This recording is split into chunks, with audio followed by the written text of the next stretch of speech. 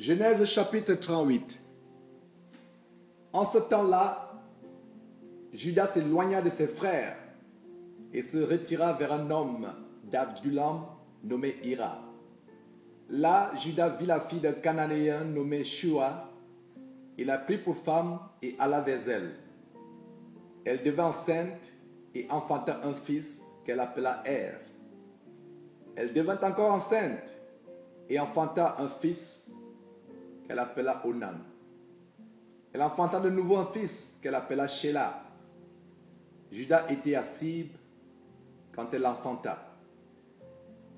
Judas prit pour Er, son premier-né, une femme nommée Tamar. Er, premier-né de Judas, était méchant aux yeux de l'Éternel, et l'Éternel le fit mourir. Alors Judas dit à Onan, « Va vers la femme de ton frère, prends-la comme beau-frère et suscite une postérité à ton frère. » Onan, sachant que cette postérité ne serait pas lui, se souillait à terre lorsqu'il allait vers la femme de son frère, afin de ne pas donner de postérité à son frère. Ce qu'il faisait déplut à l'Éternel, il le fit aussi mourir. Alors Judas dit à Tamar, sa belle-fille, « Demeure veuve dans la maison de ton père, jusqu'à ce que Shelah, mon fils, soit grand. » Il parlait ainsi dans la crainte que Shelah ne mourût comme ses frères. Tamar s'en alla et elle habita dans la maison de son père. Les jours s'écoulèrent et la fille de Shua, femme de Judas, mourut. Lorsque Judas fut consolé, il monta à Timna vers ceux qui tondaient ses brebis, lui et son ami Hira, la Dulamite.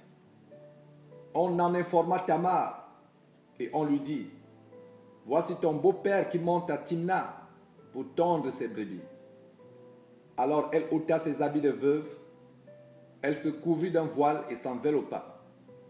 Et elle s'assit à l'entrée de Naïm sur le chemin de Timna, car elle voyait que Shelah était devenu grand et qu'elle ne lui était point donnée pour femme. Judas la vit et la prit pour une prostituée parce qu'elle avait couvert son visage. Il l'aborda sur le chemin et dit, « Laisse-moi aller vers toi. » Car il ne connut pas que c'était sa belle-fille. Elle dit, « Que me donneras-tu pour venir vers moi ?» Il répondit, « Je t'enverrai un chevreau de mon troupeau. » Elle dit, « Me donneras-tu un gage jusqu'à ce que tu l'envoies ?» Il répondit, « Quel gage te donnerai-je » Elle dit, « Ton cachet, ton cordon et le bâton que tu as à la main. » Il le lui donna, puis il alla vers elle, et elle devint enceinte de lui. Elle se leva et s'en alla, elle ôta son voile et remit ses habits de veuve. Judas envoya le chevreau par son ami l'Adulamite pour retirer le gage des mains de la femme, mais il ne la trouva point. Il interrogea les gens du lieu en disant, « Où est cette prostituée qui se tenait à Énaïm sur le chemin ?» Ils répondirent, « Il n'y a point eu ici de prostituée. » Il retourna auprès de Judas et dit, « Je ne l'ai pas trouvée. » Et même les gens du lieu ont dit, « Il n'y a point eu ici de prostituée. » Judas dit, « Qu'elle garde ce qu'elle a.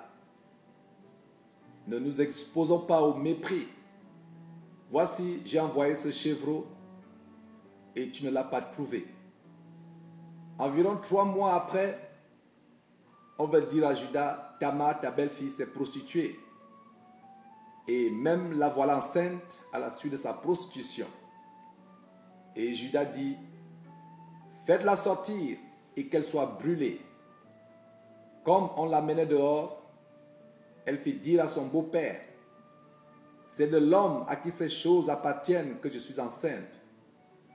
Reconnais, je te prie, à qui sont ce cachet, ces cordons et ce bâton. » Judas les reconnut et dit, « Elle est moins coupable que moi, puisque je ne l'ai pas donnée à Shelah, mon fils, et il ne l'a connue plus. » Quand elle fut au moment d'accoucher, voici, il y avait 2 jumeaux dans son ventre. Et pendant l'accouchement, il y en eut un qui présenta la main. La sage-femme l'a pris et y attacha un fil cramoisi en disant, celui-ci sort le premier. Mais il retira la main et son frère sortit. Alors la sage-femme dit, quelle brèche tu as faite? Et elle lui donna le nom de Pérez. Ensuite sortit son frère qui avait à la main le fil cramoisi et on lui donna le nom de Zérak.